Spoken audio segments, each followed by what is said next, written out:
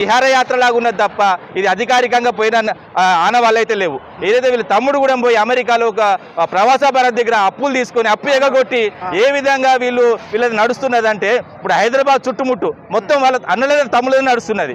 ఒక rail estate mafia నడుస్తున్నది అంతే తప్ప కానీ తిరుపతి రెడ్డి కొండలరెడ్డి కానీ తిరుపతి రెడ్డి కానీ ఇంకో విషయం చెప్తా. ఎందుకంటే ఇప్పుడు హైడ్రాని తీసుకొచ్చింది. ఈ హైడ్రా కూడా పెద్ద హైడ్రామా.